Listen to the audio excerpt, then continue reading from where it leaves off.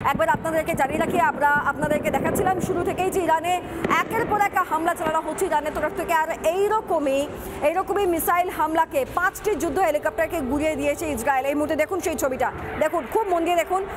Satellite যে image আমাদের কাছে আসছে সেখানে স্পষ্ট বোঝা যাচ্ছে একটি যুদ্ধ বিমান, সেই বিমানকে টার্গেট করে গুড়িয়ে দেওয়া হচ্ছে। এরকম 5টা যুদ্ধ হেলিকপ্টার গুড়িয়ে দিল ইসরায়েল। ইরানের AH-1 যুদ্ধ হেলিকপ্টারের হামলা, ইরানের কারমানশায় সেনা ঘাঁটিতে হামলা। আরও একবার জানাই, ইরানের মিসাইল হামলা ইসরায়েলের, আর অপরদিকে 5টি যুদ্ধ হেলিকপ্টার গুড়িয়ে দিল ইসরায়েল। ইরানে AH-1 যুদ্ধ হেলিকপ্টার হামলা। আমি আরও একবার অনিরুদ্ধ বাবুর কাছে যাবো। অনিরুদ্ধ বাবু, গত রাতের ছবিটাও কি এরকমই ছিল? এরকমই কোনো মিসাইল হামলা, প্রচন্ড আওয়াজ এরকমই ছিল? আর আরেকটা বিষয় আমি একসঙ্গে একটু যোগ করে দিই, সেটা হচ্ছে যে মানে মূলত কোন জায়গাগুলোকে টার্গেট করা হচ্ছে? সাধারণ মানুষের এলাকা, হাসপাতাল, নাকি কোনো প্রশাসনিক ভবন? কোন জায়গাগুলোকে টার্গেট করা হচ্ছে? এই মুহূর্তে আপনার প্রথম কোশ্চেনে আমি আসি, যে প্রথম প্রশ্নে আপনি যেটা জিজ্ঞেস করলেন যে কাল রাত্রে আমরা কতটা কি শুনেছি।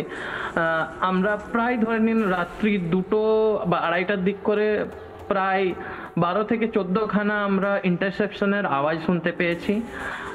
মানে অতগুলো মিসাইল আমাদের এখানে ফায়ার হয়েছে এবং ইসরায়েলি ডিফেন্স ফোর্সেসের থেকে ওগুলোকে নিউট্রালাইজ করা হয়েছে অন এয়ার, মানে আকাশেই ওটা নিউট্রালাইজ করা হয়েছে।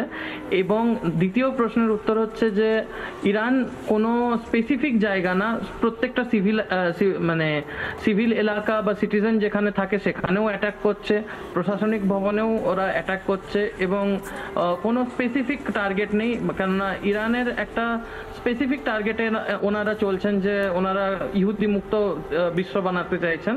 তো এই জন্য টার্গেট হচ্ছে অন্যরকম। বেশ, বুঝতে পারছি।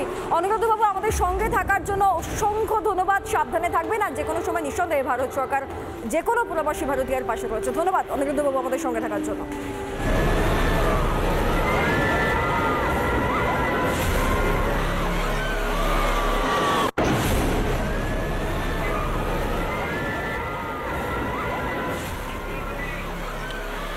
নানা ধরনের কন্টেন্ট দেখার জন্য লাইক করুন, শেয়ার করুন আমাদের ফেসবুক পেজ, সাবস্ক্রাইব করুন আমাদের ইউটিউব চ্যানেল। পাশাপাশি অন্যান্য ব্রেকিং নিউজের জন্য অবশ্যই চোখ রাখুন রিপাবলিক বাংলায়।